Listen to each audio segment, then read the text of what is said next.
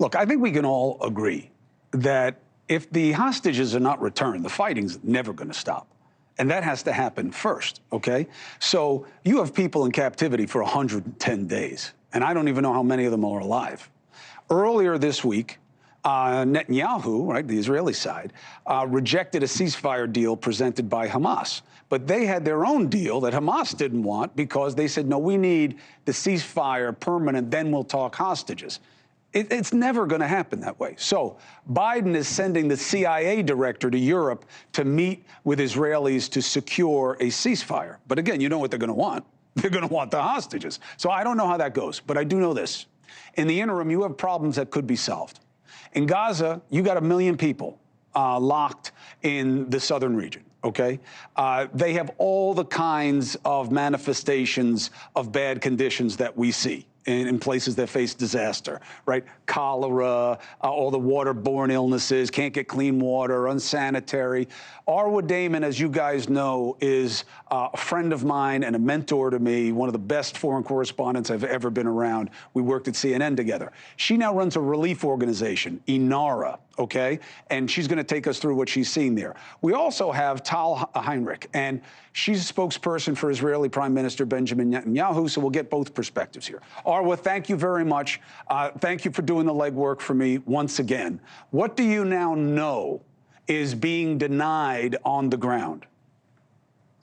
Well, Chris, it's quite concerning, actually, because the Israelis have not put out any sort of updated post-October 7th list on what items humanitarian organizations can't get in. And so this list has been compiled, this list of items has been compiled based on experience of these particular items. And I'm just going to list off a few of them not being permitted entering into Gaza. And they include things like pediatric insulin pens, water purification capsules, water purification devices, vitamin powder drinks, X-ray machines, solar panels, solar-powered freezers and refrigerators, skin adhesive, stretchers, and trolleys.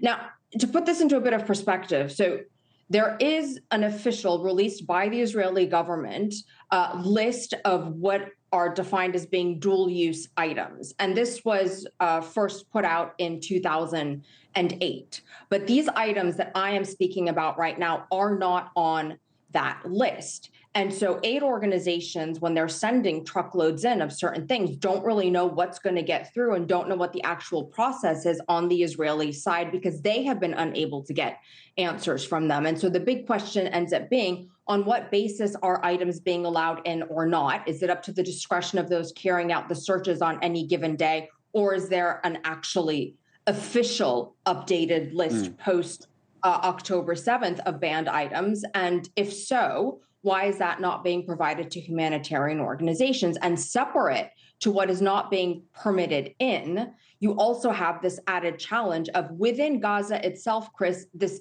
whole deconfliction that is meant to be happening in war zones just is not taking place. So you have the added challenge of when aid does get through, aid organizations aren't able to properly distribute it to everyone in need because they can't access these areas. And for example, access to the north has repeatedly been denied.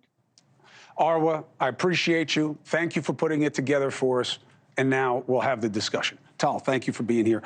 This is not news to you. You have Arwa's list. And you need to have people check through these things. But even if, I don't believe a point-for-point thing is what this is about. I think this is about Israel could be doing better here in a way that would make it very clear to the world that what you say is true, which is we are not here to destroy innocents. We're here to destroy Hamas.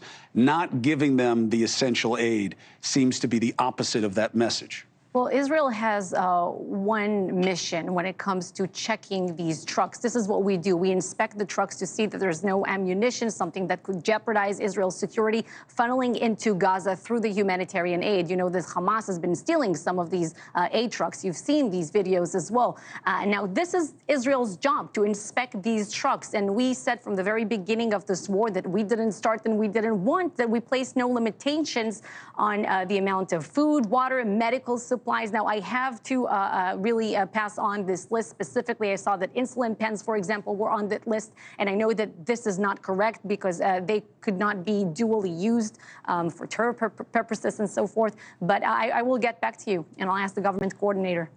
Hey, thank you for watching. Please go to newsnationnow.com, newsnationnow.com, and you can find NewsNation on your television provider. And don't forget to click the red subscribe button down below. Then you will get more of NewsNation's fact-driven coverage.